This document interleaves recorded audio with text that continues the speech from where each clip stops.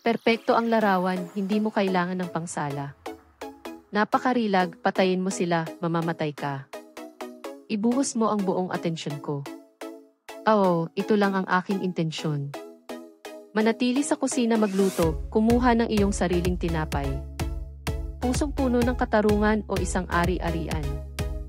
Siguraduhin na hindi mo kailangan ng walang pagbanggit. Oo, ito lang ang aking intensyon. Sumigaw ka sa nanay at tatay mo dahil sa ginawa mo. Nakatayong nagpalakpakan, maganda ang ginawa nila sa pagpapalaki sa iyo.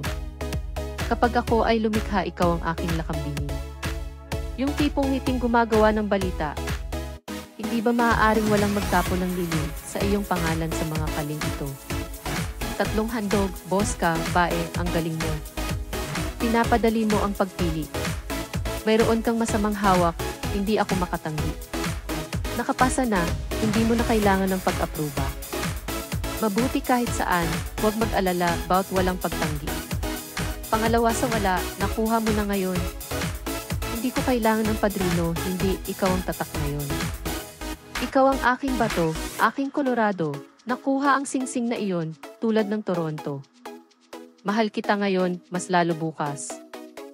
Yan ang nararamdaman ko, umarte na parang alam mo na. Walang taking, walang pagpapanggap, hindi mo kailangan ng mga pagbanggit. May sinasabi silang mga layunin, hindi nila gustong maging independyente. Sabihin sa kanila na isipin ang iyong negosyo, kami sa aming mga damdamin. 50% atensyon, kailangan natin ng pangako. Natanggap namin pareho. Nakakatawa, nakinig tayong dalawa. Isa itong pagpapala dahil pareho nating nakuha. Ikaw ang pinakamagandang bagay at hindi ko kailangan ng saksi. Maghahanap ako ng singsing at ipagdasal na ito ay kasyang-kasya. Mga intensyon lang, iyon lang ang plano ko.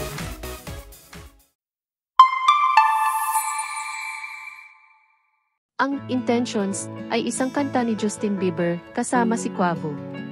Ito ay bahagi ng ika-5 studio album ni Bieber na Changes.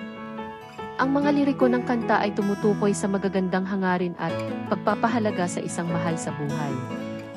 Ang Intentions ay nakatanggap ng positibong mga pagsusuri at naging matagumpay sa komersyo na nakapasok sa mga chart sa iba't ibang bansa.